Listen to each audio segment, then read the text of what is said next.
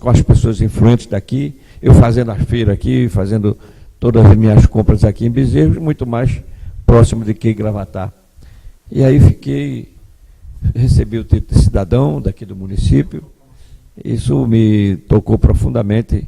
É uma terra que, muito embora a nossa propriedade esteja no município de Sairé, porque entre Gravatar e Bezerros, ali na BR-232, tem 6 quilômetros que pertence a Sairé, eu tenho uma ligação muito próxima com o pessoal daqui de Bezerros, todas as lideranças, não tenho inimizade com ninguém, gosto de todos, e é isso que eu quero preservar. O senhor falava que a sua esposa é bezerrense, Sim, né? Ainda tem agora, combinou com isso, né? Eu terminei me casando com uma bezerrense, filha do vereador Nezinho, ex-vereador Nezinho, foi presidente da Câmara de Vereadores, já faz mais de ano, eu estou muito satisfeito, e mais uma razão que me liga a essa cidade que eu tanto quero bem. Então, como vocês perceberam, nós estamos aqui falando com um bezerrense de fato e de direito, né? Na verdade, com essa ligação com o município. É mais de que de nascido, né? Porque quando a pessoa nasce, não sabe, mas quando são os vereadores, as lideranças que me dão esse título, me titula, isso tem um valor muito significativo. Importante, né? Mostra a marca que você passou e registrou lá, né? Doutor Clóvis Correia, os veículos de comunicação da cidade noticiaram a informação de que você assumiu a direção da Rádio Bezerros FM hoje, que está fora do ar. O que é que acontece para que essa rádio volte, e as pessoas pedem tanto que a rádio volte pela a importância que ela tinha no cenário de comunicação, gestão pública? O que é que está faltando aí? Não, eu não assumi, a rádio continua pertencendo à viúva de Givanaldo, Ana Maria Ana, não é? E eu apenas fui instado pelo padre Bianchi, pelo prefeito do município, por várias lideranças, todo mundo me pede para que... Aliás, o prefeito foi de uma grandeza toda a prova, ele disse, doutor Clóvis, bota essa rádio para falar, nem que seja para falar mal de mim. Quer dizer, ele demonstrou uma absoluta isenção, não é? E isso tem me tocado, vários segmentos têm me pedido isso, e eu vou a Brasília tentar resolver, mas a rádio ainda pertence a Ana, a Fundação Clóvis Correia, administrada por ela, a Fundação Clóvis Correia que Givanaldo criou em homenagem a meu pai, né? E eu vou a Brasília, já estou com a ação quase que pronta, mais de 90% pronta, é uma ação rescisória, em que eu vou buscar através de uma liminar e depois consolidá-la no aspecto jurídico, dando termos definitivos dessa rádio. Flávio, nesse caso, dessa questão jurídica, você melhor sabe, existe esse tempo hábil ou não existe esse tempo determinado para que você possa conseguir fazer ela retornar? Ela saiu próximo do Carnaval, e já entramos no segundo semestre, e se existe a possibilidade de ainda esse ano a gente ter a Rádio Bezerros FM aqui, chegando às residências das pessoas. Veja, essa rádio, ela começou, eu consegui com a liminar que foi dada por um juiz federal de primeira instância, o juiz Edivaldo Batista, titular da 10ª Vara Federal de Recife. Depois a Anatel perdeu, por quê? Por que isso? Porque tem uma lei que foi editada no governo de Fernando Henrique Cardoso, uma até muito significativa, dizendo que quando a pessoa requer uma determinada providência a uma repartição pública, essa repartição pública, sobretudo era o Ministério das Comunicações, tem a obrigação de responder no prazo de 30 dias. Se não responder, o Poder Judiciário está autorizado a intervir. E foi isso que eu consegui. Consegui na primeira instância, o Ministério das Comunicações, juntamente com a Anatel, recorreu, eu ganhei no tribunal, lá no tribunal, através de Margarida Cantarelli, e atual, inclusive, pelo atual presidente do Tribunal Regional Federal, que é um cidadão daqui de Gravatar, meu colega de turma, meu colega na Faculdade de Direito, onde nós ensinávamos, doutor Manuel Errar, e consegui manter essa decisão até no tribunal. Givanaldo morreu e Ana não deu seguimento não só no Ministério das Comunicações, falta de conhecimento, coitada, e também de um aparelhamento de um advogado para acompanhar o processo. E por conta disso, o processo foi para Brasília, ninguém acompanhou, e o ministro do STJ, Humberto Martins, deu um voto isolado, dizendo que o Poder Judiciário não tem poderes para determinar uma rádio funcionar. Laconicamente, esse foi o resultado. Então eu vou a Brasília tentar reverter essa situação. É difícil? É. Impossível não é não, mas é muito difícil. Flávio Melo. A situação da Bezerros FM que nos preocupa, porque nós sentimos, embora nós estamos fortes no segmento da internet, e a internet está cada vez mais popularizada, mas ainda há uma grande massa, principalmente na periferia da cidade, dos sítios que acompanhava a programação da Bezerros FM, e a gente, como essa porta-voz da sociedade, nós sentimos essa carência. Aonde nós chegamos, somos perguntados sobre esse pleito, como é que a Bezerros FM se encontra e tal. Então, por isso, foi um dos motivos de trazê-lo aqui, convidá-lo, doutor Clóvis, para que as pessoas de Bezerros possam entender de fato o que está acontecendo e ter essa segurança, inclusive, né, através da sua pessoa, um juiz do trabalho, mas que tem um conhecimento amplo da área jurídica e que está à frente da Bezerros FM. Não poderia ser outra pessoa se não fosse o senhor, para que, acho que os bezerrenses, os ouvintes da emissora pudessem confiar e fazer com que a emissora possa se restabelecer no município. Com certeza seria uma grande conquista realmente, já que a população já sabe que o senhor tem esse compromisso na comunicação de Bezerros e faz esses votos para que essa emissora se restabeleça o quanto antes. Eu espero ter essa notícia ainda esse mês de agosto. Eu vou agora, estou aguardando que se defina a situação lá em Brasília, porque de qualquer forma terá eco no Ministério das Comunicações e certamente haverá mudança no Ministério, com a decisão do STJ, que deverá pelo menos dar um prazo ao Ministério das Comunicações para definir isso. Então eu creio que esse mês de agosto, no mais tardar setembro, a gente tem uma decisão sobre isso. E falando ainda na questão de comunicação, e os internautas sabem o quanto nós somos críticos, em particular o Bezerros hoje, em relação a emissoras na cidade. Nós temos uma emissora hoje comercial, que é a Jovem Pan, pelo qual ouço muito, eu gosto muito de sua programação, mas está voltada para Caruaru. É uma concessão do município de Bezerros, mas toda a sua programação é voltada para Caruaru.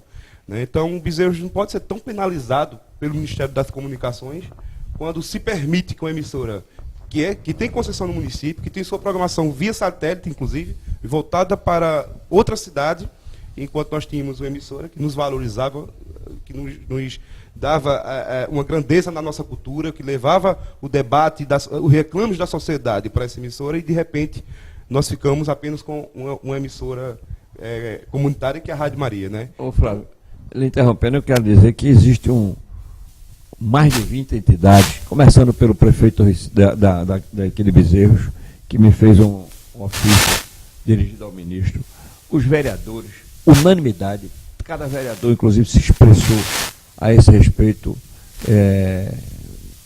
mostrando a necessidade da rádio retornar. As igrejas católicas, tem igreja também evangélica, tem a maçonaria, tem inclusive J. Borges, que fez um verso, eu pedi a ele para fazer um verso ao ministro, mostrando a necessidade.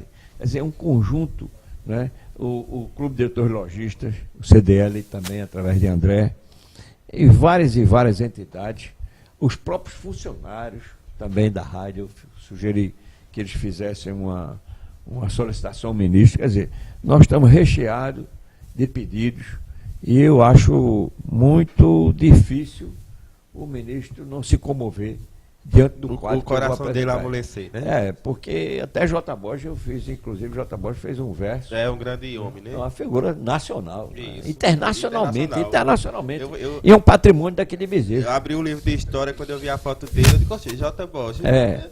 Uma figura estranha. E tem uma coisa, a gente conversar com o J. Borges, se eu conseguir isso, eu vou trazer o ministro para aqui. Pronto. Eu vou trazer o ministro para cá e quem sabe até a gente dar um título de cidadão a ele, de cidadão daquele Bezerros. Vamos ver, é um trabalho árduo, trabalho penoso, mas eu gosto de coisas difíceis. É o desafio, né, doutor Clóvis? Mas fundamental é a gente ter Deus acima de tudo. Se a gente não tiver Deus, não adianta nem começar.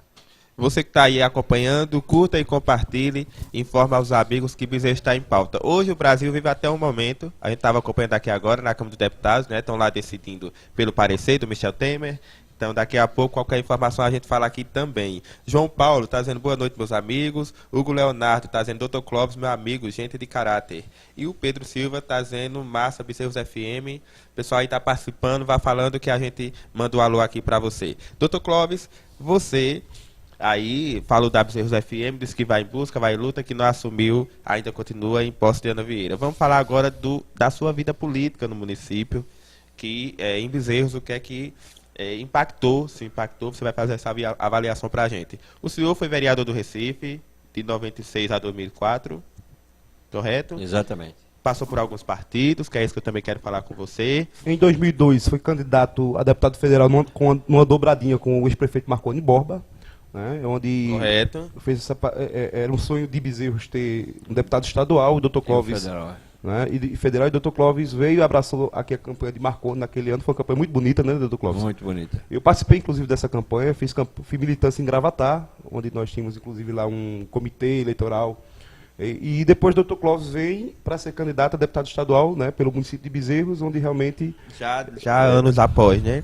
Quando ele saiu de vereador, foi candidato ao governo do estado, em 2006. Queria falar essa saída do PSB naquele momento para o Prona.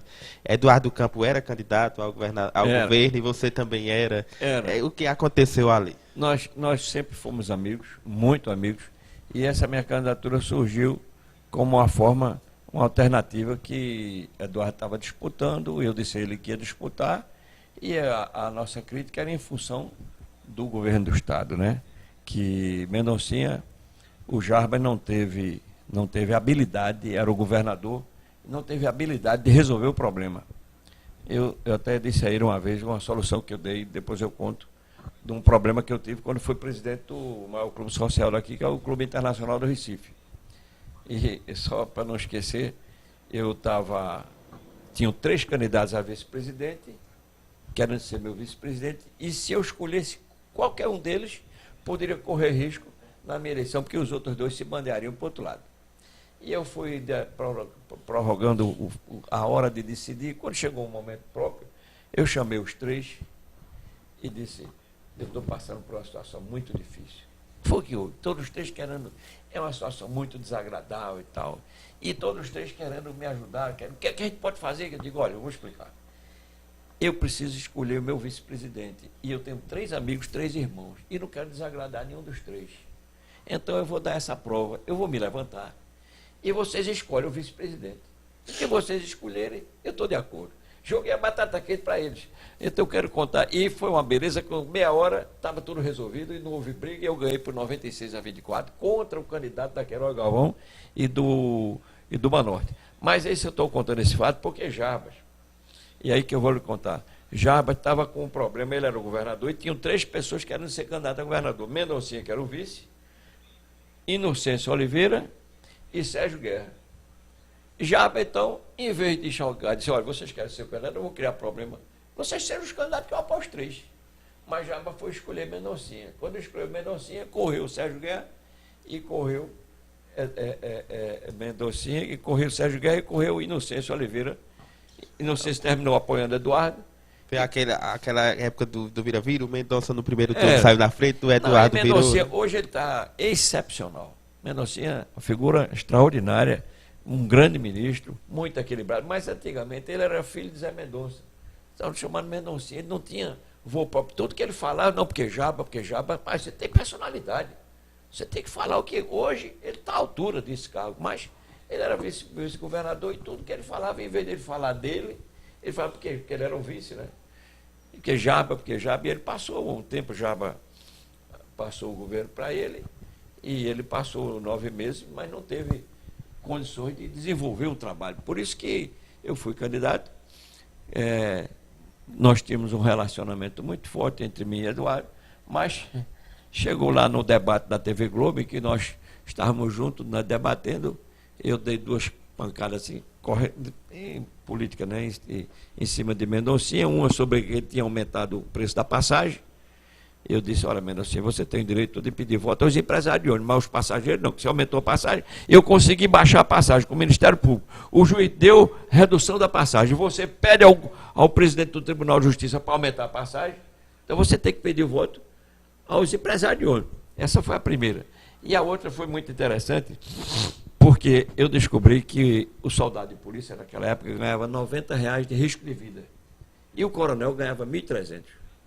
Então eu fui em Arco Verde, eu mesmo dirigindo meu carro, uma campanha empírica, eu sozinho. E aí eu perguntei a 3 soldados, olha, é verdade que vocês ganham R$ 90 de risco de vida e o coronel ganha 1.300? Isso é verdade, doutor. Aí um deles disse assim, esse governador dá mais valor a um bode do que a um soldado. Eu disse, por quê? Porque na feira um bode é R$ 70, ele paga a gente 69. Aí eu disse isso na televisão, o pai dele morreu sem falar comigo, o pai de Mendoncinha. Mas hoje eu me dou bem com ele. Entendeu? É questão de política, na hora o argumento que vem no calor do... Mas é tal negócio, eu fiquei com raiva, primeiro porque ele perseguiu os combeiros. Né? O governo do Estado, geralmente os governos do Estado vivem na mão dos empresários de ônibus. E eu defendendo a oportunidade dos bombeiros participarem. Era uma luta inglória, porque eu queria organizar os bombeiros e eles não queriam se organizar. Não queriam. Um deles eu pegava... É uma classe que a classe não conseguiu entender o sentimento daquela... Não, porque um deles estava assim de manga de camisa, aquela camisa de jogador de basquete. E, rapaz, você não pode dirigir o carro desse jeito, rapaz. O carro é meu. O carro é seu, mas você está prestando um serviço ao povo. Não pode ser assim. Não é? E se de um lado eles não tinham esse sistema de organização, do outro lado, o governo, financiado pelos empresários de ônibus, não deixavam organizar. Então, eu fiquei com um aborrecido com o Mendoncinha, porque ele ficou contra também. Na época lá, né? Foi. Aí apoiei Eduardo Campos no segundo turno, né? Aqui também teve até um movimento engraçado, que no primeiro turno o pessoal ia com Mendonça, no segundo turno era Mendonça Eduardo, o pessoal que estava com Mendonça esteve com Eduardo. Então era a tendência do poder que Eduardo realmente surpreendeu mais de 2 milhões de votos naquela oportunidade. E Eduardo teria sido o presidente da República se não tivesse. Eu também defendi até ou morrido ou assassinado, só quem sabe é Deus. E uma coluna política aqui em Bezerros eu defendia que no segundo turno Eduardo Campos era o único que trazia o sentimento de mudança. Não tinha dúvida. Deixa eu mandar um abraço aqui para a Janete Campos, dando boa noite, Ana Paula, Augusto Cândido está dizendo o Brasil é uma vergonha do nosso país. Quem? Eu não tenho vergonha nem do país, eu tenho vergonha às vezes Quem é que tem vergonha? do povo. Augusto Cândido está dizendo que tem vergonha do nosso país. Eu não tenho vergonha do país, não. Mas Deus fez um país maravilhoso. Agora o povo... O povo aliás, há uma notícia aí que o pessoal dizia assim, que os outros países iam reclamar a Deus. Porque Deus... É brasileiro. Não, porque Deus fez um país que não tinha vulcão, não tinha terremoto, não tinha tropical, né? Tropical. Aí Deus ouviu a reclamação dos outros países e disse, terminou. Mas você viu o povinho que eu botei lá? Quem está nos acompanhando também é o nosso amigo Pedro Silva, Antônio Erivaldo e o nosso vice-prefeito, prefeito de exercício, Breno Borba. Breno Borba, um abraço ao Breno Borba, que ele estaria aqui na semana passada, teve o congresso da MUP, não pôde vir, e nós vamos reagendar a data dele aqui. Falando em povo, você viu o povo que colocou lá, vamos trazer para a pauta do município. O senhor chegou até a assumir, em 2007, o deputado federal, que era suplente, isso, correto? 30 dias. E em 2010 foi candidato do PHS. O senhor teve alguma corrente partidária durante sua vida? Porque eu vi que o senhor passou pelo PPB, foi do PHS, foi do PRONA, foi para o PSB. Qual é a sua corrente política hoje? Ideológica, né? Veja, eu comecei aqui, quando eu fui presidente do tribunal, Lucas Cardoso, que tinha sido meu assessor, ele tinha sido abandonado pelo governo, estou dizendo isso claramente. Ninguém estava ligando para ele e eu fui, a pedido dele, falar com o presidente da FUNAI e trouxe ele para o meu gabinete e coloquei ele como meu assessor com uma remuneração alta. Quando eu saí do tribunal, eu queria fazer uma reforma trabalhista, porque essa reforma que fizeram agora é tímida. Essa reforma trabalhista não é boa, não é justa, nem para empregado, nem para empregador. Eu fui presidente do tribunal, me permitam, meus ouvintes, meus caros ouvintes, eu fui o presidente, disparadamente, o maior presidente da história do tribunal. Por quê? Se cortar minha administração por 6, começa a ver o segundo.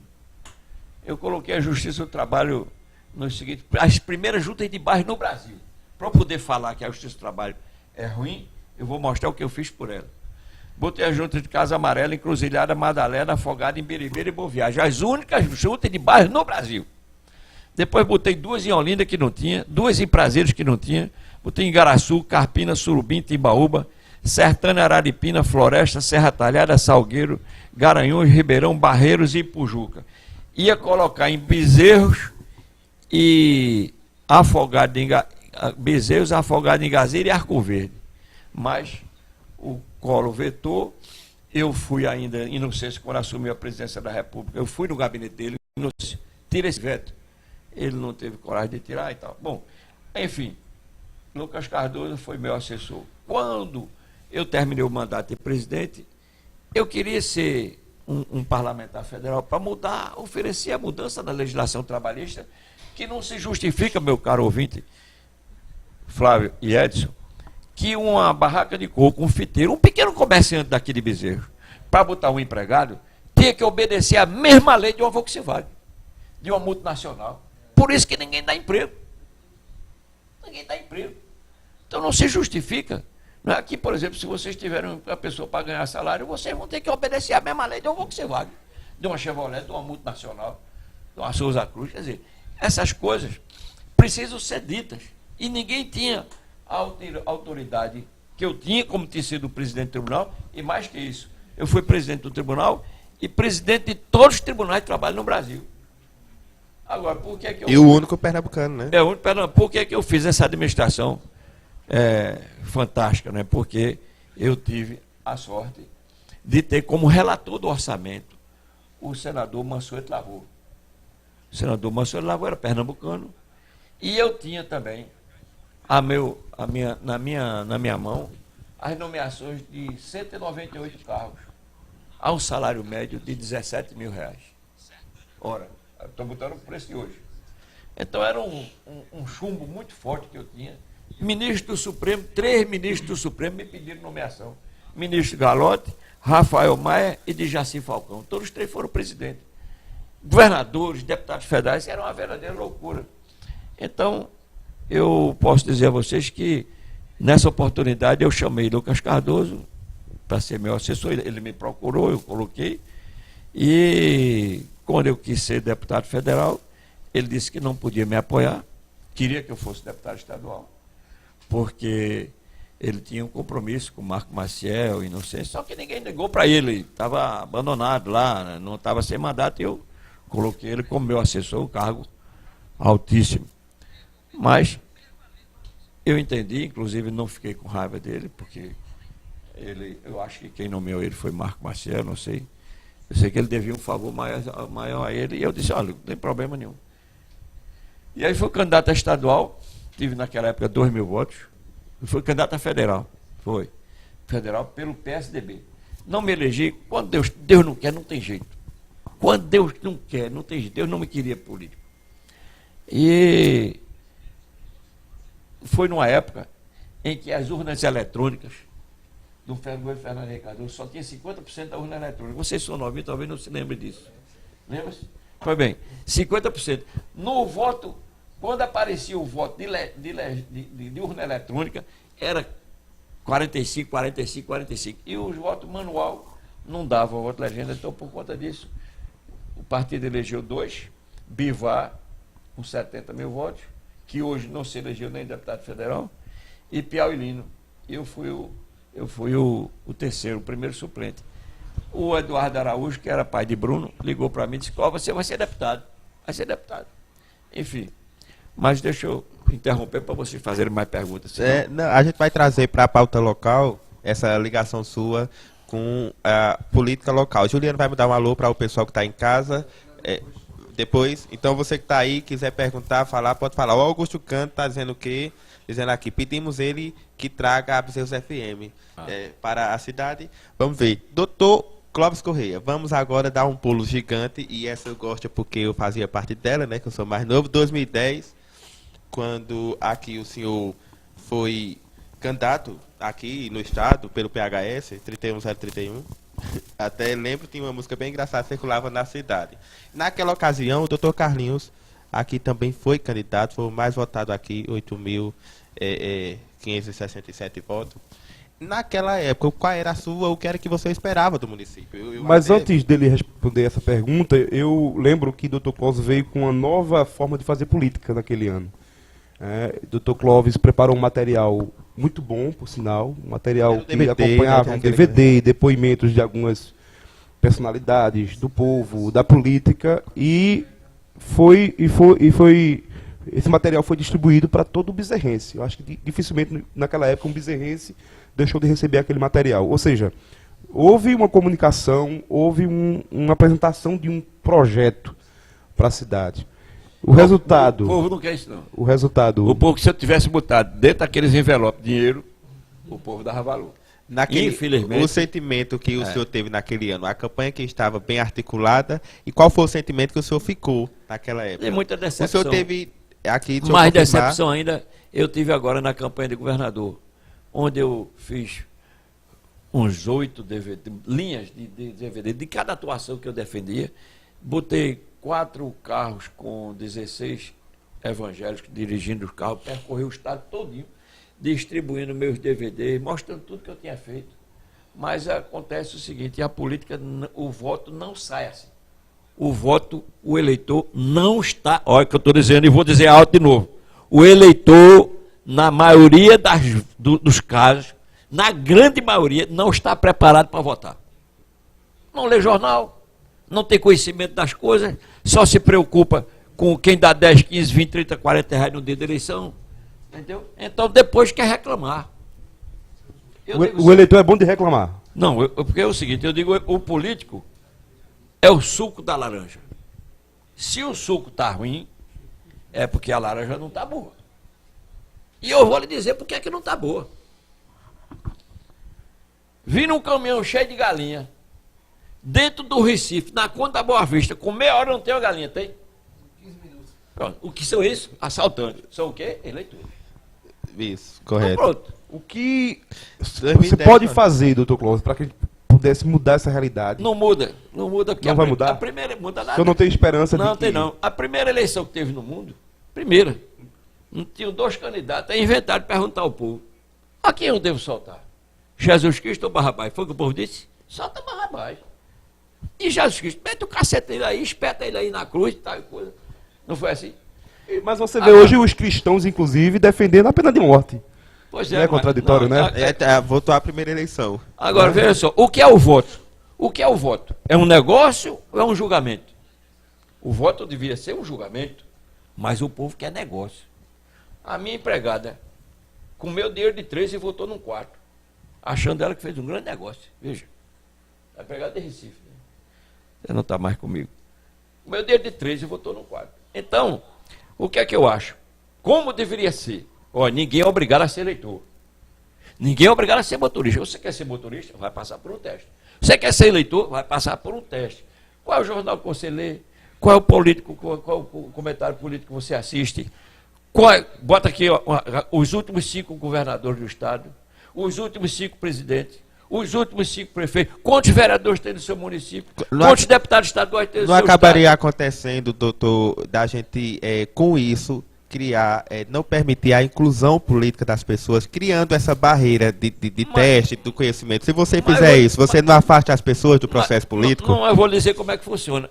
Aliás, eu faço sempre um paralelo e vou dizer isso muito claramente. Veja só, o fazendeiro é dono do gado. Ele quer vender o gado, o que é que ele faz? Pega os vaqueiros, empurra o gado no curral e bota no caminhão e o caminhão vai embora, não é assim? Isso. Assim mesmo a eleição. O prefeito é o fazendeiro, os vereadores são os vaqueiros e o povo é o gado que está pastando ali. Não sabe o dia que vai para o açougue, não sabe o dia para quem vai ser vendido. Não é assim? Aqui, por exemplo, eu fui candidato, eu daqui, rapaz, botei rádio, dou rádio, vivo aqui. Minha querida amiga Beth trouxe um prefeito, um candidato de fora que não sabia nem o que era aqui. Teve 4.000 votos, eu só tive 1. Em 2010, né? 2010. Em 2010... O que é que eu vou esperar mais de quê? Naquela época lá, o doutor Carlos, que vinha numa ascensão política, que naquela foi até importante, e ele vai passar por aqui, eu vou falar a ele, que depois daquele momento ele declinou politicamente no município, ali foi o ponto alto dele. Aí a prefeita Beth trouxe o Leonardo Dias, que teve aqui 4.517 Pois é, votos. um menino. Aí o Valdemar Borges veio aqui, teve 2.163 Pois é. votos, e depois o senhor Comigo, teve pô. 1.379 votos. Alegra isso. E Isso Joaquim Neto também veio aqui, levou 1.064 votos. Pronto, isso é bom. Agora, por quê? Qual era o sentimento de 2010, né? O que era que se tinha de sentimento aqui? É. Quando o senhor veio com a sua proposta de ser deputado aqui, o senhor viu esse cenário aqui, viu que estava bagunçado, atordoado, uma gestão da prefeita que vinha declinando, com um vice querendo crescer. O que foi que o senhor analisou naquela Eu época? achei que eu imaginei que eu poderia, né? E um ex-presidente do tribunal, um professor da faculdade de Direito, que morava aqui, que tinha serviço prestado, que vivia aqui, eu queria ajudar o município, porque eu não preciso mais nada, não. Doutor Clóvis, Quem é desembargador federal, aposentado, e quem é professor da faculdade de Direito aposentado, eu não preciso mais nada não estou pensando em política para... Quando vai para a política, Pra é enriquecer, para o né? desafio de gestão. Né? Não, pois eu ainda hoje pago muito dinheiro por mês por conta de campanha ainda. Pago, eu não pedia dinheiro a ninguém e sempre tinha esse meu material de propaganda, era um material caro. Eu pago até outubro de 2020, 15 mil reais por mês ainda de débito de campanha, de empréstimo. Chega a ser um investimento muito alto. Quando o senhor fala assim, que o senhor investiu para levar o que o senhor fazia, o que fez, Mas o que queria fazer. O E povo não quer isso, não. tem gente que investiu o Só mesmo quer valor na É. compra do voto. Na compra do voto. E aí onde funciona. E só funciona assim. Não adianta. O povo não quer saber disso, só quer saber de dinheiro no dia da eleição. Agora depois vem reclamar. Não reclama. Agora mesmo, eu estive num hospital, me pediram para atender uma pessoa lá em Recife, eu fui lá, tá um desastre. Hospital Getúlio Vargas. Eu andava por cima de um lado e outro. O hospital só comporta 40 e poucas pessoas, estava com 150. Então, aí o pessoal reclamando, eu estava de paletó gravado, eu digo, sabe por que acontece isso? Porque quando chega perto da eleição, vocês, em vez de dizer ao político, o que é que o senhor fez pela medicina? Pergunta quanto é que ele está dando. Quanto é o valor, O que é né? que ele está dando? Vamos voltar Isso, aqui vamos lá? rapidinho, Então, Juliano, o manda o problema é valor aí esse. para com o Dr. Sobre Clóvis. a votação que está acontecendo hoje no Senado, no plenário, na Câmara de Deputados, na verdade, só falta um voto para que não seja cassado o Temer, não seja processado o Temer, na verdade. seja autorizado, Aí, né? Isso. Ainda falta votar 216 deputados, o não conseguiu 126 até agora, até o momento, e o sim 158. Na verdade, aumentou mais um agora, mas com mais um voto do sim, ele não... Não será Aproveitando o processado, tema né? aí Certo? Então, só para deixar os nossos internautas atualizados e confirmar para o pessoal vir para aqui, para nós aí, e dar boa noite a todos que estão ouvindo esse a gente. posicionamento da Câmara Federal agora, que não autoriza o STF, não é isso, a não prosseguir com essa investigação do presidente. Qual a sua leitura disso? Seria importante que o presidente se afastasse? Veja como o povo está despreparado, porque ele não sabe analisar. Mais de 80% quer que Temer saia. Ou que responda. Ou até mais, né, doutor? É o mais. Agora, por quê? Falta de informação. Porque Temer, meus caros ouvintes, Flávio e Edson, o pessoal da retaguarda, está tendo a dignidade de ser um estadista, pensar no futuro. Porque se ele não fizer essa reforma da Previdência, os aposentados vão ficar igual ao Rio de Janeiro sem ter dinheiro para receber. A reforma trabalhista, que muita gente que tem interesse pessoal, negócio de sindicato, que vive de descontar um dia de salário do trabalhador, aqui no Brasil tem 17 mil sindicatos, nos Estados Unidos só tem menos de 5.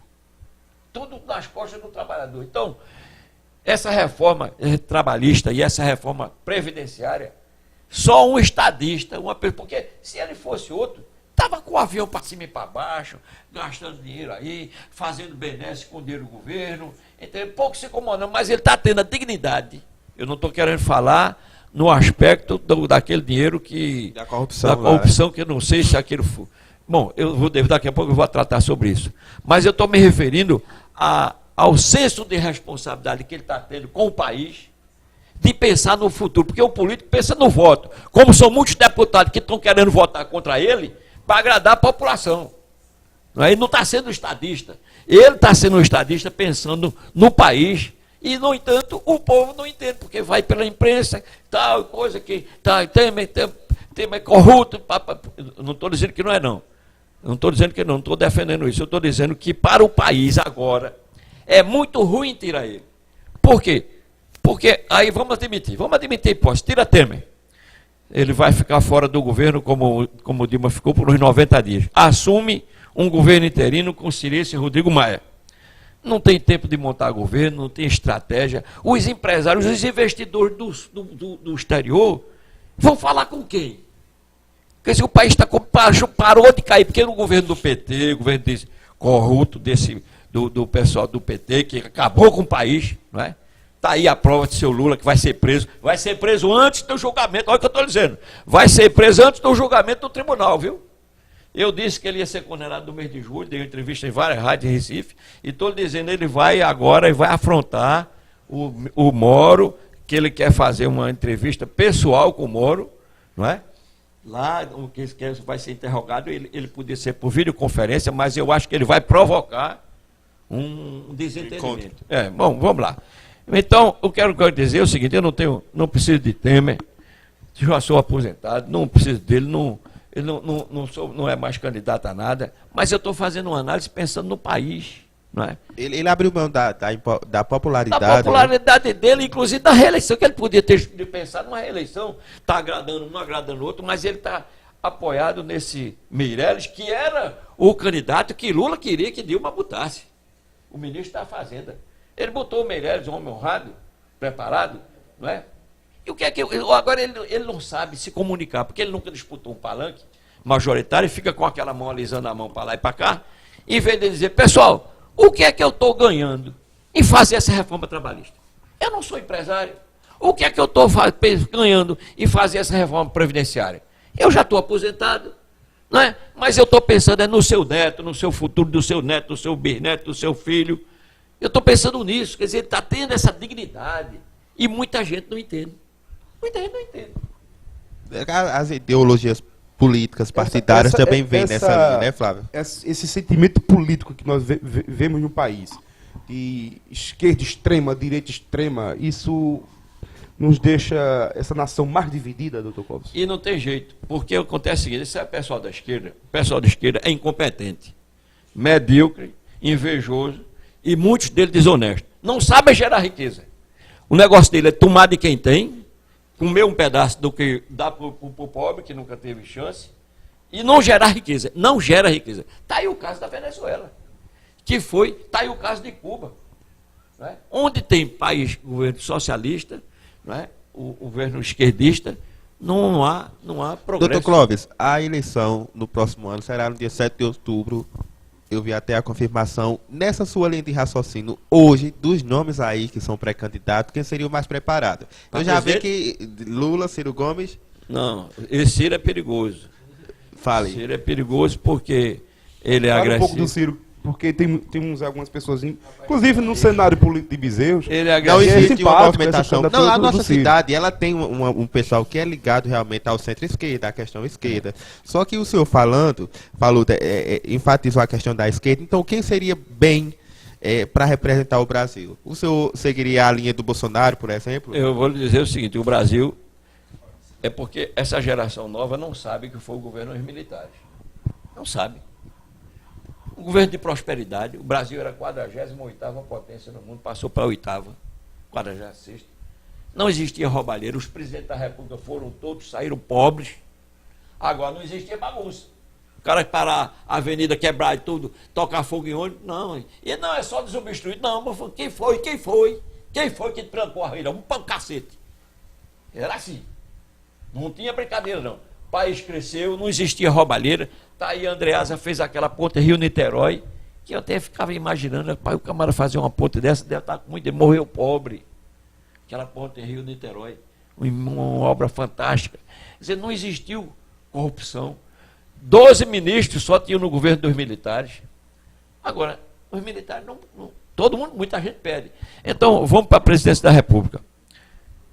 Esquerda, o único candidato que pode despontar assim para fazer alguma confusão, mas ele se perde pela língua, é esse Ciro Gomes, não é?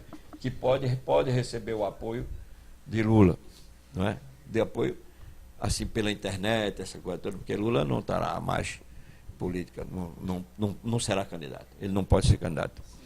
Agora, vem da direita, vem Bolsonaro e João Dória ou Alckmin. A disputa vai ser essa. Não tem outra. Falam também no Álvaro Dias, que é um bom, mas o partido dele é um partido pequeno, e ele se comunica bem, mas não tem uma estrutura forte. Quem está despontando muito, agora, por que o Bolsonaro? Porque tem muita coisa errada no Brasil. Hoje você vê os bandidos atacam, o policial vai, toma providência, troca bala, aí responde inquérito. É perseguição. No Rio de Janeiro, 92 soldados foram assassinados. Doutor Clóvis. Direitos humanos. Eu sou advogado, sou juiz, e vou falar agora em alto e bom som, porque eu já fiz um artigo no jornal dizendo a desordem na ordem dos advogados. E vou dizer agora, eu nunca vi ninguém desse pessoal de direitos humanos ir na casa de quem foi assassinado. Só vai na casa de um bandido que levou a tapa do policial. Eu nunca vi um negócio desse. A população desarmada, não é? Não pode ter arma. Agora o bandido tem. Então o senhor segue essa linha realmente, essa coisa que o Bolsonaro está trazendo, esse sentimento do Bolsonaro, esse sentimento que Bolsonaro vem trazendo à população. Você também vai nesse caminho? Eu estou inclinado, veja, ou Dória, porque Alckmin é muito bom, um homem sério, honrado, perdeu, foi governador já de São Paulo, parece que 2 ou 3 vezes, ou 4. Isso. Não é? 4 vezes, muito homem sério, homem honrado, o Alckmin. Agora, não é um homem do momento. Nós estamos precisando de um momento, de um cara raçudo, um cara para enfrentar esse pessoal de direitos humanos que vive defendendo bandido, entendeu? Defender direito humano à família, que é assassinado. Aí eu nunca vi advogado nem direitos humanos ir na casa de quem foi assassinado.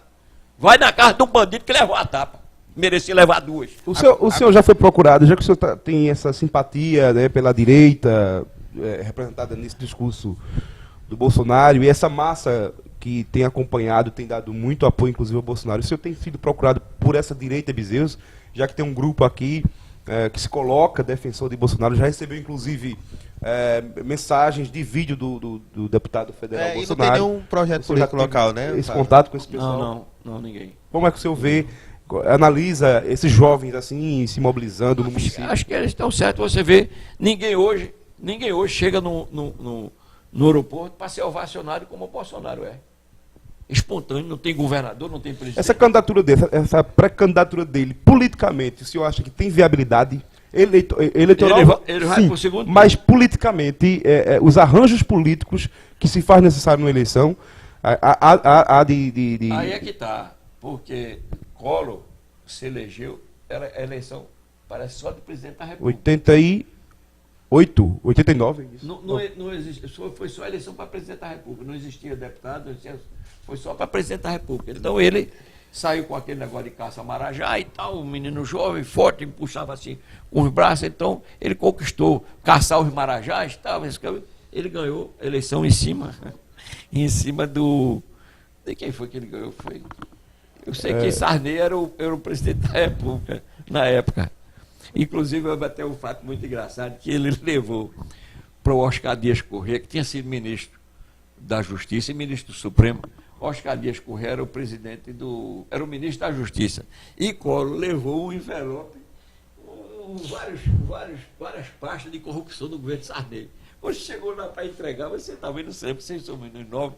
Quando entregou ao ministro da Justiça, o ministro recebeu, entregou outro pacote de corrupção que Collor tinha também em Alagoas. Foi um negócio muito... Ele não esperava isso, né? O ministro entregou um pacote maior ainda, devolvendo as corrupções que tinha. O falso moralista em ação. Foi uma eventual eleição do Bolsonaro, né, para presidente. O senhor, ele teria esse apoio no Congresso? Ele conseguiria... porque eu vejo que o Collor foi caçado por menos coisas do que já aconteceu no governo do Você por uma Elba. Então, assim, não é perigoso também você apostar numa candidatura aí de uma bandeira única? Ele representa... Sem linhas partidárias presentes. Sem estrutura política. Por um sentimento da rua. E lembrando que na rua existe aquele eleitor que aqui você falava antes... Pode ser que tenha parte daquele eleitor nesse projeto aí, nesse momento. É ele, fora a corrupção, quando na verdade, eu tenho dito, o que é não corrupção, ser honesto, é só não roubar dinheiro, tem honesto você, nos princípios, nos valores. Então, como o Flávio falou aí, Até Bolsonaro vai sozinho mesmo. Veja, Nós temos um Congresso. Essas mudanças que essa massa de direita ela clama, né, de uma punição mais severa para o bandido, isso não passa de um presidente apenas. Isso passa pelo Congresso Nacional. Então, as pessoas, aí como o Dr. Clóvis falou o seguinte, o eleitor ele não sabe disso. Né? Ele vai daquela música que está no momento. Mas não é só... Uma música, mesmo que não tenha essa letra que a MPB ela traz pra gente, essa música de momento, ela tem que ter uma composição interessante, não é verdade?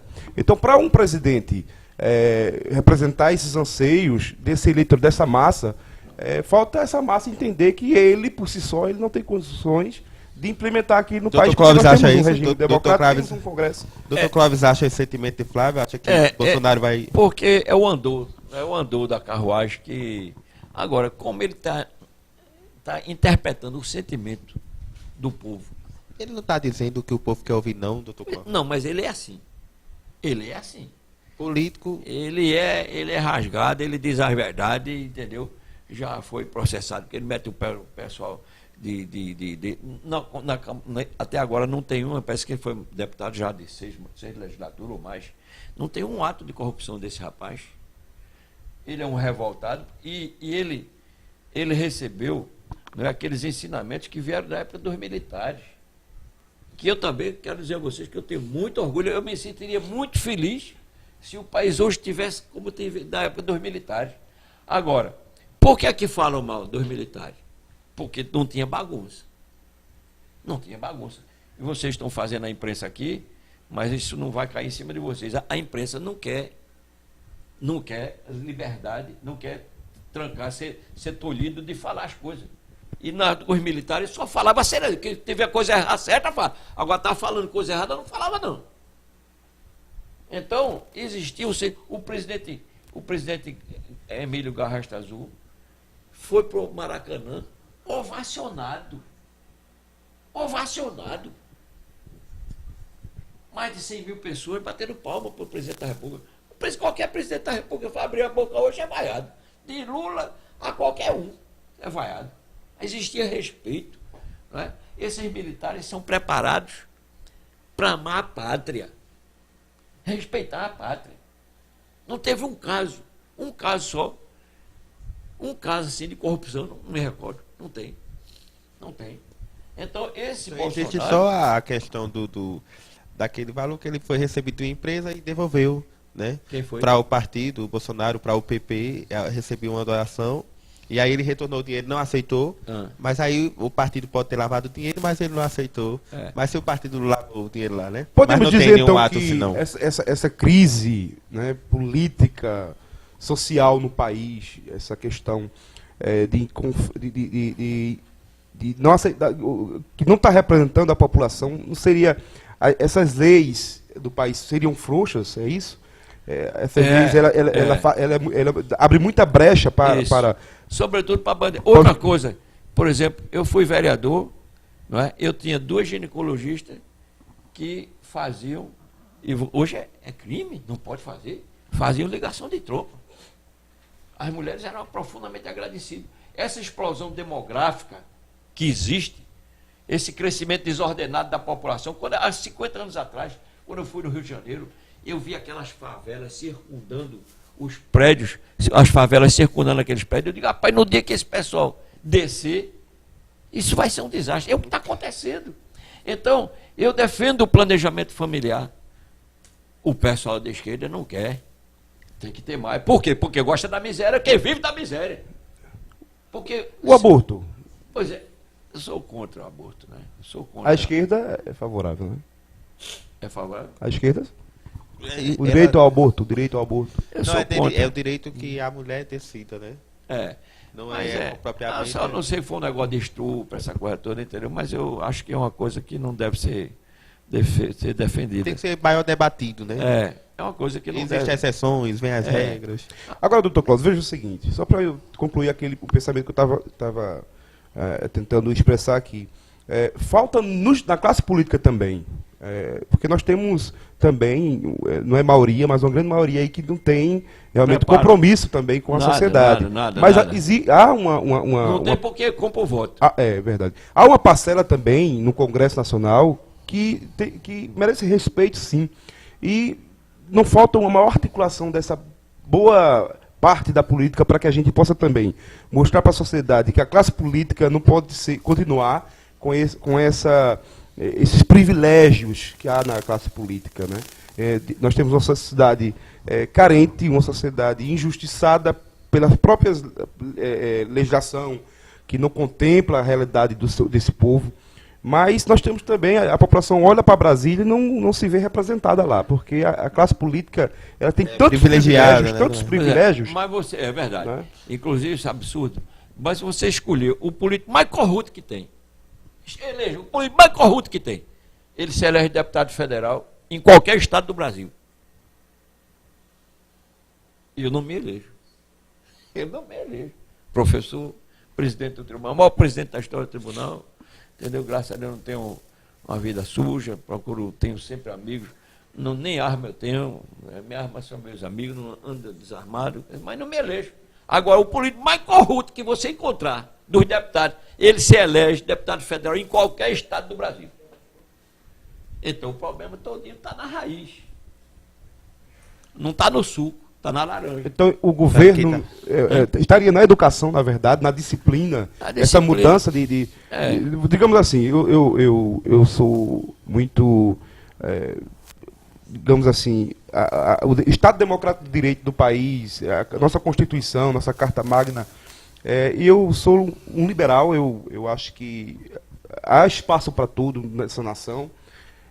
Não estaria aí a necessidade da gente poder exigir do governo o investimento na educação, porque é só através da educação que você desperta no cidadão a sua criticidade. Né?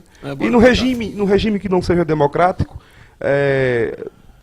não seria interessante você ter um governo que lhe tolhisse a sua liberdade de expressão. Então, as liberdades das pessoas... Os militares não tolhem, não. Agora não quer bagunça. Baderna. Essa regulação, né? Como seria? Hoje, retomar essa regulação, eu acho que o Estado Democrático vai de ser Direito, um solavanco. por exemplo, eu posso falar mal de alguém. Se eu não provei aqui, o Estado tem como a pessoa que foi agredida pelaquela informação inverídica minha me processar. Então, Rapidinho aqui, Flávio, deixa a Juliana. O pessoal está falando em casa. Nas redes sociais, o pessoal está falando aqui ainda mais um pouco feito o doutor está falando aqui.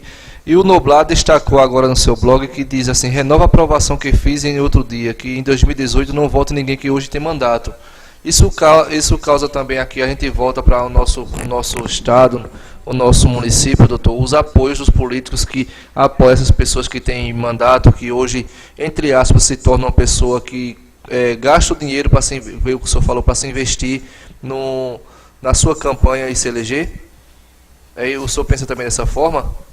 Ou queria dar oportunidade a novas caras, novos políticos? Não dá não. Não tem chance. É muito difícil. Mas o senhor concorda com essa que o senhor levantaria a bandeira também de não votar nas pessoas que estão hoje no poder? Ou algumas pessoas ainda merecem uma oportunidade? Tem pessoas direitas, tem pessoas corretas, né? Eu falei, por exemplo, agora em Mendoncinha, uma pessoa correta, um homem de bem. Mandar um abraço aqui, doutor Cláudio, para o nosso amigo Nivaldo Santino. Nivaldo, meu querido amigo. E já passamos de 1000 visualizações. Vamos mandar um abraço aqui. 1000 visualizações. Ao pessoal que estava aqui, né, passou o dia comentando, esperando o Dr. Clóvis. Vamos fazer agora um bate-bola rapidinho sobre a questão estadual. Paulo Câmara, como é que o senhor avalia ele no cenário estadual hoje? Eu estava indo para Brasília e o irmão de Eduardo Campos, que foi meu aluno, Tonka, que foi candidato a prefeito de Olinda. Hoje podemos, né? Ele quis pegar a história do Abiac, né? Aquele do governador do presidente dos Estados Unidos, que é o Barack Obama. Bom, mas aí ele disse para mim, 1h da madrugada, disse, doutor Clóvis, professor, me chama professor, ficamos até 1h da madrugada escolhendo quem seria o nome.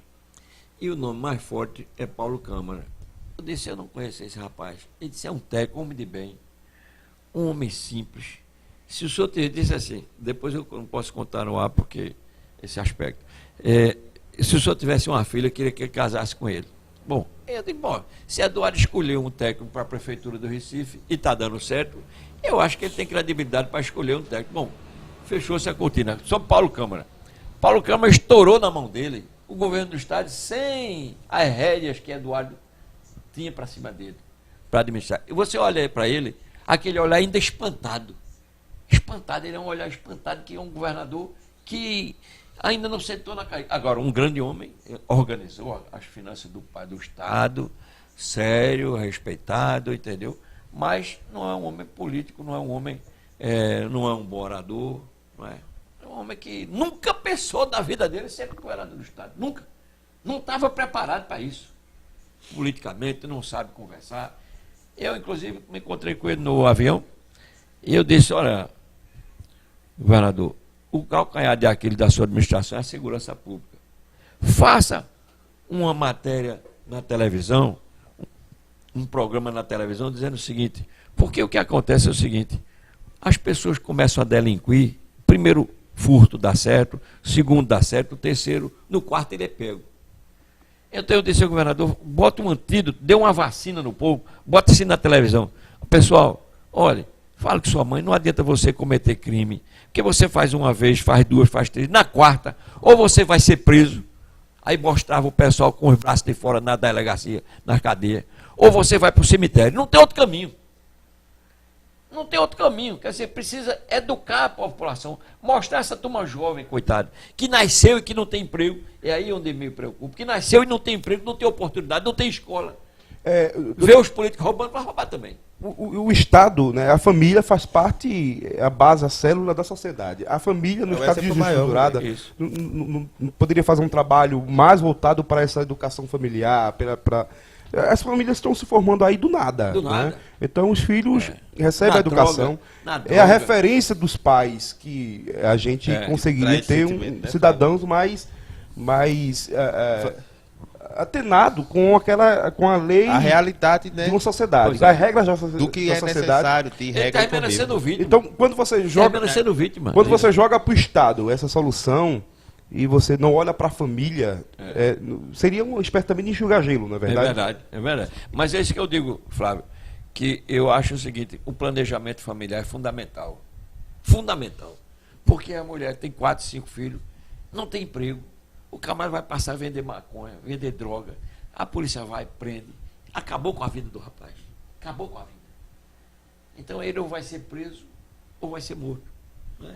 A oportunidade fica zerada, né? Eu particularmente sou favorável a acabar com esse negócio de perseguição em cima de droga. Eu só liberaria a maconha, pode vagar, teria até um ginásio para quem quiser fumar, fume lá dentro. Porque acontece o seguinte, ninguém consegue acabar com esse negócio. Ninguém consegue acabar. E a quantidade de pessoas que já morreu por conta disso. A polícia não dá. Quando prende, vai, o juiz solta. E outro, o Estado é incompetente porque não consegue acabar com o tráfico. Há um poder paralelo no país, que é a questão da venda de droga. Eu liberaria, inclusive quem fez isso foi no Uruguai. O Mojica, ele liberou. Tá Só a questão da maconha, ou o senhor acha que todo tipo de droga teria que estar numa farmácia para quem quisesse? Ele fez a regulação lá no Uruguai. Esse outro teria que ter uma campanha orientando esse pó,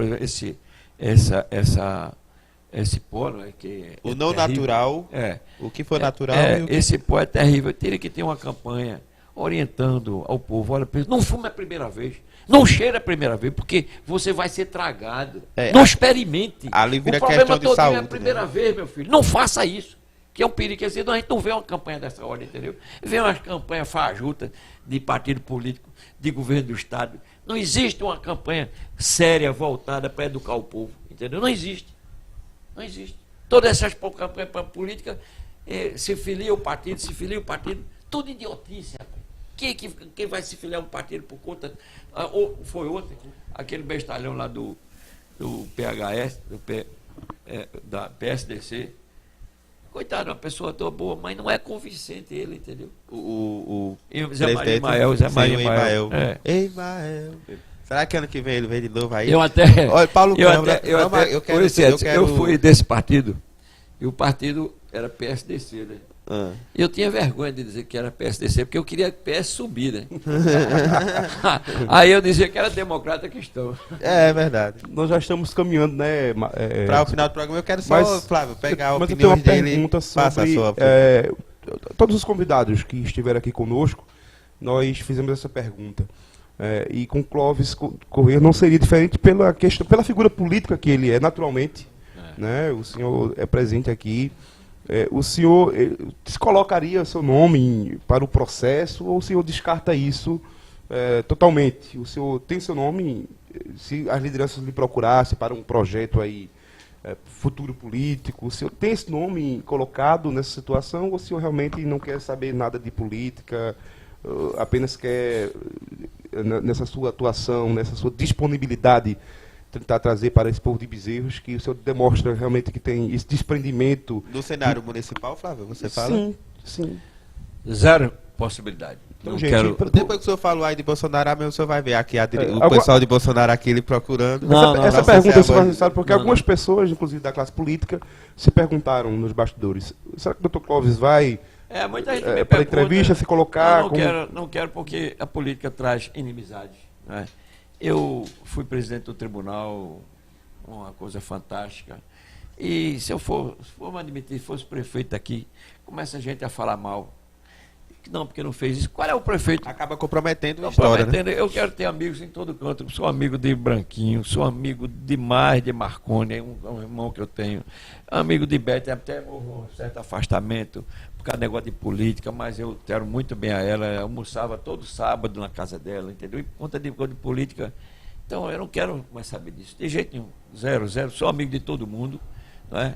Agora, eu tenho as minhas convicções, né? Eu falo, por exemplo, esse negócio de Bolsonaro, eu estou realmente encantado com o crescimento dele. Esse Dória é muito bom, mais preparado intelectualmente do que o Bolsonaro. E o Bolsonaro aí já tem um vice, aí o pessoal já está caminhando. O Magno Malta, possa ser que venha junto do Bolsonaro. Então, o pessoal, né? Olha, vamos aqui caminhando para o final, vamos pegar a opinião dele focada, assim, já que quem deveria ser o futuro presidente do Brasil? O nome. Pelo momento que está hoje o país, precisando de ordem, de autoridade, seria entre Bolsonaro e Dória. E quem deveria ser o governador do estado de Pernambuco? O governador de Pernambuco. Eu diria, pela experiência, pelo que ele já foi, entendeu? Eu acho que o Armando é muito bom, foi meu aluno, mas não acredito na vitória dele, entendeu? Eu acho que bom, quem eu gostaria que fosse, não é uma coisa, mas pelas condições que eu estou vendo, a disputa vai ser entre o governador e Armando Monteiro, que foi meu aluno. Agora, como o governo do estado tem uma gama impressionante de poder, muito embora ele não seja um bom orador, eu acho que ele ainda ganha a eleição. O senhor não acredita que poderia haver aí várias disputas na oposição com a candidatura de Mendonça? Agora, quem vai ter muito voto é uma ex-aluna minha, Marília Reis. Até pela bandeira do PT, e né? tem sido uma pessoa coerente. Aliás, eu vou até confidenciar um fato a vocês. Sábado passado, teve o sogro dela lá em casa, que é Francimar Ponte.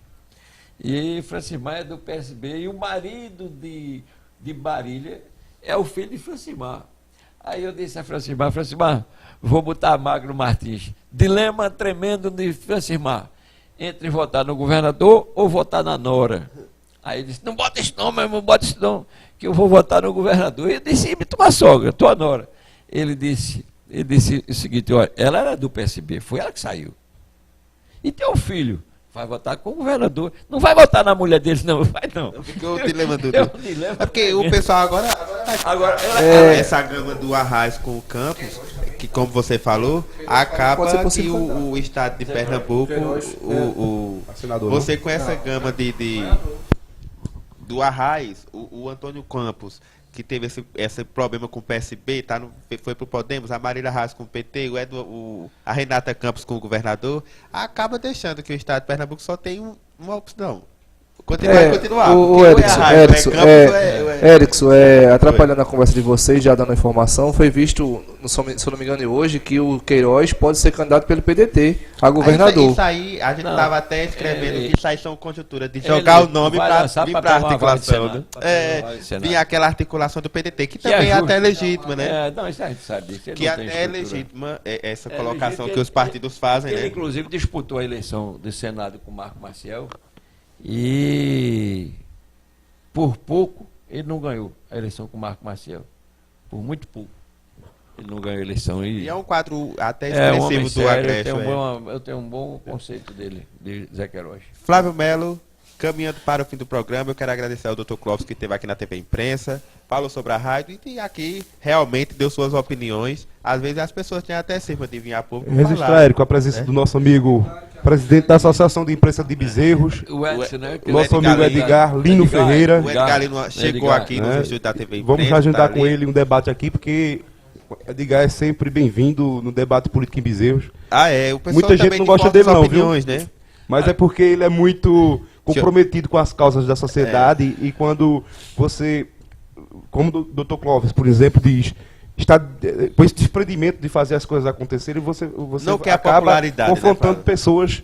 Quando você não quer popularidade, você segue a sua linha. Pelo meu depoimento aqui, você viu que eu não sou candidato a nada, né? Porque eu falei muita coisa, jogando a culpa em cima do eleitor, que normalmente o político não faz isso, né? Normalmente não faz isso. Pode até fazer, que o próprio Bolsonaro disse que vai sair do país. Só para concluir, me chamaram para ser candidato a prefeito de Recife, né? Um partido até número 10. PRB. Aí eu disse, doutor, o senhor candidato, eu digo, eu quero não, rapaz. Não, mas só digo, pô, você está insistindo, eu vou, mas vou com uma condição. Disse, qual é? Eu digo, eu posso dizer o que eu quero? Qual é o que você vai dizer? Eu digo, eu não quero o voto de eleitor ladrão, corrupto, cabra safado, bandido, assaltante. Não posso, doutor. Esses são nossos eleitores. Não posso dizer. Não posso dizer. Ia passar tempos esperando a urna abrir e sair um voto. Mas até que o cabra disse, rapaz, eu vou dar onde? Honesto? Eu vou votar nele? Pronto. Até uma estratégia de marcha. Eu vou mandar um abraço aqui para o pessoal da Speedline, que é parceira da TV Imprensa. Mandar um abraço para a Embracon, administradora oficial das marcas Emite Consórcio, Consórcio Nissan, Suzuki, Renault e Hyundai. Tem outras marcas aqui, Thierry também, do nosso amigo Ivan Arruda, que está aqui no estúdio também acompanhando o Dr. Clóvis Corrêa. Mas deixar um abraço aqui ao Flávio Melo, deixar um abraço ao Ricardo Torres do Bezerro News, Juliano Nascimento do Portal Bezerros e ao Dr. Clóvis Corrêa. Flávio, suas considerações, a gente volta. Quero agradecer mais uma vez, é uma honra tê-lo aqui, Dr. Clóvis, dizer que não só o Bezerros hoje, que assinou uma petição em nome da Bezerros FM, mas os veículos aqui envolvidos no projeto da TV Imprensa, a própria Associação de Imprensa de Bezerros, na pessoa de Edgar Lino, nós estamos à sua disposição para, juntos, engrossar esse coro e a gente conseguir passar para o Superior Tribunal de Justiça essa nossa ânsia de que essa emissora retorne para o município quanto antes, para que a Dona Maria e o seu Zé lá da periferia possa ter, sim, aquela informação que ele só tem através daquela comunicação que só a Rádio Bezerros FM passava de uma forma simples e que todas as pessoas sabiam e tinham essa informação. Então, nós nos colocamos à sua disposição. Mandar um abraço também aos demais radialistas do município, né, Flávio? Temos até aqui o José Antônio da 104 FM, que é parceiro, tem programa aqui na TV Imprensa, e possíveis instalações de outras rádios que vier a acontecer. Clóvis Corrêa, o que você não pode deixar de registrar para o internauta em casa agora? Bom, eu quero agradecer mais uma vez essa oportunidade de falar aqui com vocês numa conversa extremamente agradável, em que eu transmiti com absoluta fidelidade e franqueza tudo aquilo que penso. Muita gente pode ter gostado, muita gente pode não ter gostado, mas eu sou assim. Eu não estou falando para agradar, eu estou falando dos meus conhecimentos. 73 anos, não é? Eu tenho uma vida realmente bastante conhecida. Hoje eu liguei para um advogado lá de São Paulo, advogado do Banco Santander, quando eu falei meu nome, ele disse, doutor, foi sua aluna. Quer dizer, é um negócio que isso me alegra profundamente. Então eu quero agradecer a vocês, penhoradamente, e pedir à população de Bezerros, que aqueles que efetivamente querem que a Bezerros FM volte, que nas suas orações peçam a Deus que o ministro se sensibilize com os argumentos que eu vou apresentar, são argumentos jurídicos, técnicos e, sobretudo, argumentos emocionais, né, que mostram o sentimento daqui desse povo, uma cidade que tem perto de 400 anos. Bezerros, 146 anos. Isso. 146 anos, né? Isso aí. Foi. É 1800 e pouco, foi isso mesmo. E Então, 60... 60 a 65 mil habitantes, né? Pois é. Então, esses dados eu estou levando para o ministro, né? E peço então a todos que estão nos ouvindo, ou aqueles que possam ter notícia dessa nossa intenção, que façam o seu pensamento positivo perante Deus, porque sem Deus não adianta nem começar. Eu só acredito começando com Deus. Sem Ele não adianta. Então eu quero agradecer a todos vocês a oportunidade de poder ter uma conversa franca, aberta, sincera, leal, não é? Sem mistificar, sem procurar enganar, sem pensar tirar proveito disso, de nada. Apenas uma conversa coração a coração com o povo. Agradecer a todos vocês e desejar, e dizer a vocês o seguinte: se a gente conseguir botar a Rádio Bezerros FM para funcionar, eu faço questão que vocês tenham uma participação significativa, porque o trabalho que vocês estão desenvolvendo em favor da comunicação dos munícipes de Bezerros é algo extraordinário. Parabéns a vocês todos, e o que puderem dispor de mim, eu estou às ordens. As portas estarão abertas, né, Flávio? Nos mantenha informados sobre a questão da Bezerros FM, para que a gente possa levar à população. E dizer a você que na próxima semana nós temos um encontro marcado, na quarta-feira. Iremos receber o presidente da Câmara e vereador, Carlos Mendonça, o Caca, do PSD, para conversar um pouco, falar aí... O Caca, lhe interrompendo, foi extraordinário, colocou a Câmara em sessão extraordinária e aprovou, não é, essa moção de solidariedade. Ele e todos os vereadores que se posicionaram favorável a essa Bezerros FM, né? Bezerros FM. Então, você aí já fica combinado que na próxima semana teremos um encontro marcado. O Gabeira também teve um papel fundamental, que se interessou e pediu ao presidente da Câmara. É pré-candidato a deputado estadual, o senhor sabe que ele é... Ótimo, uma pessoa dinâmica, foi candidato a presidente da Câmara com o apoio do prefeito, né? Ele se empenhou, quando soube que eu estava efetivamente voltado para abrir a rádio e que estava faltando a Câmara, ele também se entusiasmou e falou com o presidente Caco, que foi extraordinário. Enfim, todo mundo está remando a favor da abertura dessa rádio. Se a gente tiver Deus, não tem ministro nenhum que barre. E mandar um abraço, né, Flávio, a todos os profissionais da Bezerros FM que aí continuam desenvolvendo um belo trabalho de comunicação do nosso município. Então, a você, o nosso muito obrigado, Flávio Melo. Só para concluir, esse vídeo vai estar à disposição no blog Bezerros Hoje, no perfil do PH Bezerros, portal Bezerros, Bezerros News, e nós vamos fazer realmente, né, o resumo dos principais fatos que nós discutimos aqui, para que as pessoas possam ter mais acesso à informação que foram repassadas aqui com a presença, da tão ilustre presença do nosso amigo Clóvis Corrêa. Então, obrigado. Até a próxima semana. Doutor Clóvis, muito obrigado. Flávio Melo, obrigado. obrigado. Que Deus proteja vocês todos. Hein? TV Imprensa, cobertura como nenhuma outra, fica por aqui o Bezerros em Pauta.